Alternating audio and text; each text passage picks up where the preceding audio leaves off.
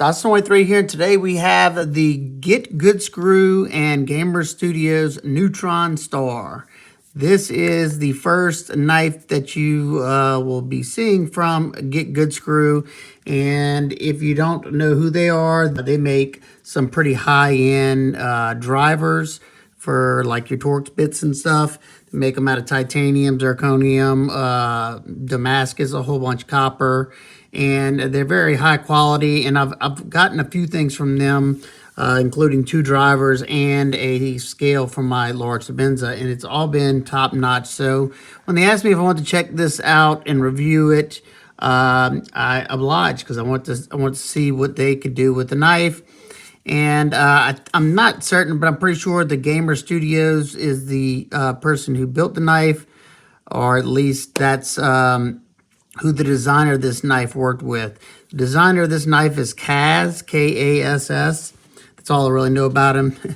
And before I go any further, this knife will be dropping tomorrow, Wednesday, March 22nd at 12 p.m. EDT, which is basically the same as Eastern Standard Time, or 4 p.m. GMT. That's why I waited to review this, because I wanted to wait before it was about to drop, because, you know, I didn't want y'all to forget about it if you did want to pick one of these up. They haven't put any information yet on their page about the knife at the time I was recording this, so if I do see it or find out about it, I will have it linked down below. I will have a link to the Get Good Skrew, to their page, down in the description, so you could always check there.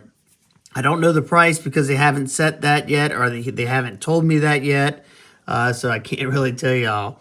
Let's get some quick specs out of the way. You have a total length of 7.45 inches, so it's a more medium-sized knife. Blade length of 3.12 inches. A grip area, if you're going from here to here, of 3.2 inches. A handle scale thickness of 0.50 inches, so right in that average category. You have a blade stock thickness coming in at 0.149, and the behind the edge thickness on this hollow grind portion right from here to here is around 20 thousandths, and on the flat ground Tanto portion is around 22 thousandths behind the edge. All right, let's take a close look at this. You have a harpoon Tanto of sorts. As you can see there, it's pretty wicked looking. You got a lot of facets here, and I think it looks nice. That nice top swedge goes all the way down to that tip, giving you a nice needle-like point there. It's not super dainty, but I definitely wouldn't be, you know, sticking into some wood and trying to pry wood out or something. Got a nice satin finish on it. That's the Gamer Studio logo right there. Dual thumb studs. You have a small row of jimping that if you're holding it like this, you know, and maybe doing thrusting type cuts into some potato chip bags or something, it gives you, I call it medium traction. It's not the sharpest. I prefer fine cut, but I do like how they have that somewhat of a ramp right there. So in this grip, it kind of locks you in. And like I said, you definitely have that bulky tip. Blade steel is Bowler M390. That is 59 to 61 HRC. And we'll be testing that in just a second. You do have a sharpening notch that's cut out right there. But as you can see, it doesn't really clear that plunge. And, you know, being this is the first knife, it's something that can be fixed. And I see why they did it like that, because they already had to flatten that spot right there so you didn't come in contact with that back tip. Kind of wish they would have just brought the backspacer all the way here and then put a channel in the backspacer. But I don't know if that would have been possible the way this is set up. Now, even though you have a nice hollow grind that comes down decently thin, you come in that full thickness rather quickly because of the flats. So why don't we do a little cutting and see how well it cuts.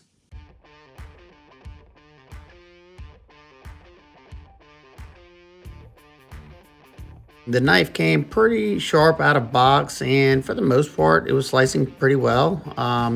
Every once in a while, I get caught up behind that sharpening tool, but that was just me. I adjusted for it pretty quickly, and I enjoyed using it more than I expected to.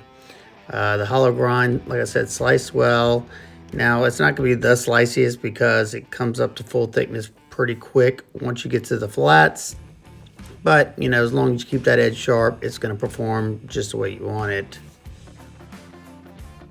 And that needle-like point is excellent for doing these drag cuts like this. You can get very precise in what you're cutting. And yeah, it's nice and thin up top. Not going to want to do any side-to-side motions with it into something hard, but definitely could do this really well.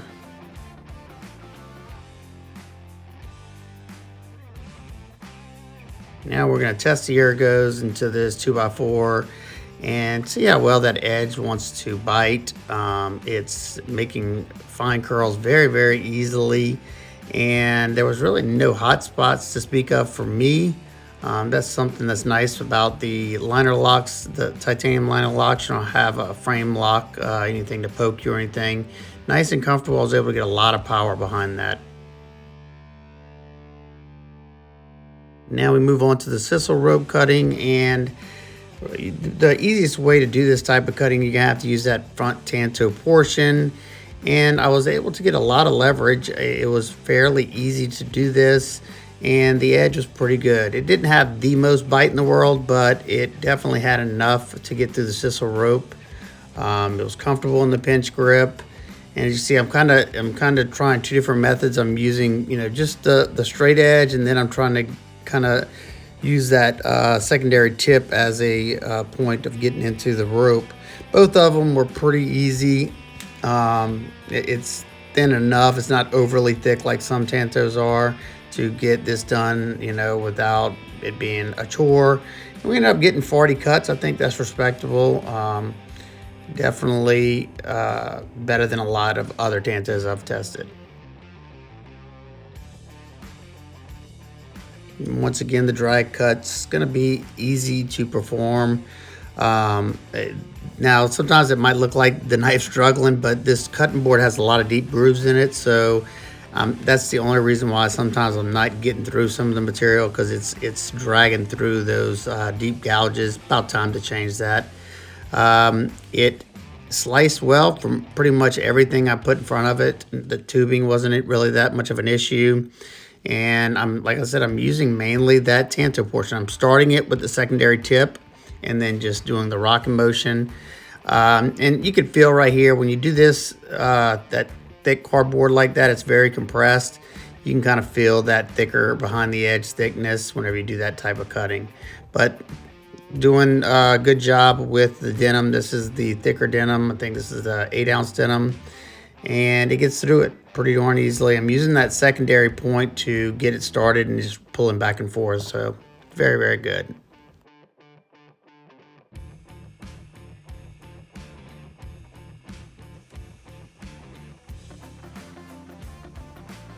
We're gonna hit it just to check on this piece of red oak.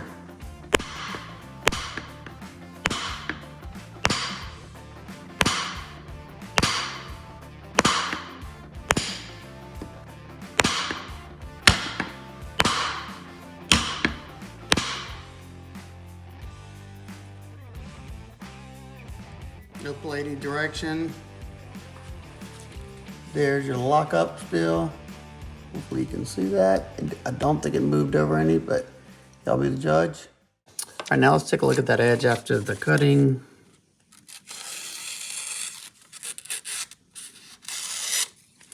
Got a minor hang up near the tanto portion. I got a few little small hang ups. Yeah, see, by the tanto portion, I can feel, yeah, it's up here in the front. All right, let's close it up and take a look at the action. Like I said, you have dual thumb studs. Now, one thing I'm going to say about thumb studs is that, as you can see, they're rounded over and they're a little bit slick. Wish they would put a little bit of texture maybe on that edge. But they had to go up that high so they'd be above the scale so you could easily get to them. Now, I will say the action is phenomenal in this. It comes out nice and fast, and it has a very silky, like almost like a Sabenza or even a Sheragorov, like controlled drop on it. Nice and smooth, easy access. I can get to them left. I can get to it left-handed, but it's not tipped for left-handed carry. So it's got that snappy action, that controlled action, because it's riding on ceramic ball bearings with a ceramic detent ball. I wish I could explain to you just that feeling. It's just so nice. It's one thing that I like about the knife a lot, is that hydraulic, silky smooth action. Now, if you didn't catch my unboxing, you might not already know this, but what is this knife missing? You see, it's got a backspacer and you got a pivot. It doesn't have any body screws. Definitely cool. We'll talk more about that in just a second. So your frame is titanium frame that's flat with some nice deep chamfers with a very light tumble finish on it. It feels good. It looks nice. You have a titanium Damascus. I think it's a zircotide type. It's a zirconium titanium Damascus pivot ring. Zirconium pivot, I think, or the screw itself. I mean, it looks like zirconium. It's either that or black and tie.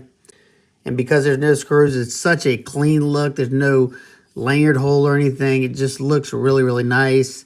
You have 3/4 of the way backspacer that comes up. And you have a titanium Damascus pocket clip that has been blind screwed. Very, very good looking pocket clip. It is a little stiff. Let's check it out in the pocket. And that's one thing I noticed when I would be wearing it with jeans. It's a very stiff pocket clip. Doesn't have a bunch of spring to it. And just listen. I don't know if you heard that. That's how much is sticking out of the pocket. And you can hear it again on the pull. It's a pretty strong pull on it. Definitely something I wish they would have lightened up a little bit, but, you know. The pivot screw is a Torx T8, and it's a very well done screw there. I really wish they would have made this D-shaped because you don't have a something to hold on to on this side.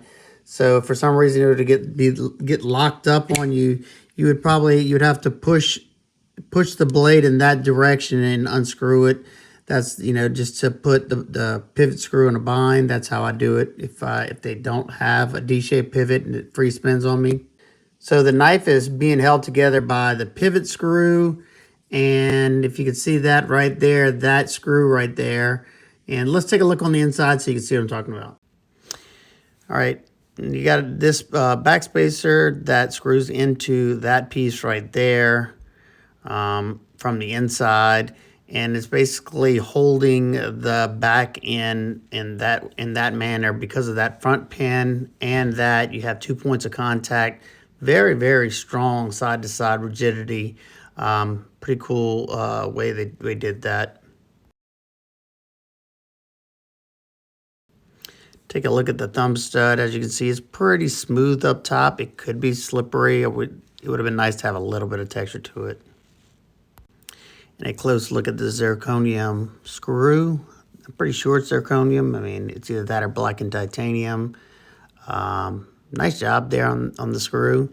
I really wish the pivot would have been D-shaped.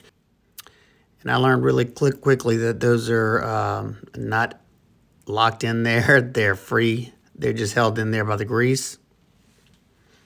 The lock bar is stainless, which I'm good with that. It's just a little strip of it. Gives you more strength. And then this is how they blind screwed the pocket clip. I'll show you, turn it over. So nicely done. So definitely it's an interesting design, and it's patent pending from what they tell me. Now let's take a look at the lockup. The lockup on it is, I'd say, around 30–40%. And one thing I've noticed with this knife is when I say I cannot muster any side to side whatsoever, no up and down whatsoever. I did the spine whacking. This thing has very, I don't know if it's because of those bearings, the way they're set up, and the line of the lock. I don't know, but, and probably there's no movement at all side to side, no flex. This thing has very, very tight lockup. Great to see. Now the access to the lock bar is another nitpick for me. It's flush with the show side scale. Now they did give you somewhat of a cutout on the show scale and on the liner right there. And I can push my thumb in there. It's just not the most comfortable. Now, if I use this part of my thumb to slide it over, it's not bad whatsoever. And that's what I, usually do with it. So that's not the end of the world. I could always do the claw as well, where you reach around like that with this finger and put your finger in there and disengage it. So definitely ways around it, but wish that would have been a little bit easier. Now, because you have, the thick slabs of titanium, the almost full-length backspacer, the zirconium, the thicker blade, it's a little bit of a weighty knife, and you have that stainless locking liner. Let's see what it weighs. First off, in grams, sitting at 129.4 grams or 4.56 ounces. Not that bad. Now, for some quick size comparisons, we have the Hogue Ritter RSK and the Mini RSK. It's in the middle of those. Next up, we have the Ontario Rat Model 1 and 2. It's in the middle of those. And last, we have two very good size references. We have the Vosteed Nightshade TH and the Southern Grind Spider Monkey Tanto. They're pretty much identical in overall length, and you have a good idea if you look at the Spider Monkey, overall length and handle area. So my final thoughts, as their first knife dropping, I think it's a very cool design. It performed nicely. The action on it is just stellar. I don't love the loose bearings in there, but as long as you're careful, if you're taking it apart, take it apart in like a rubber tray or something. So if you're like me, and don't do like me, and I dropped all the bearings everywhere.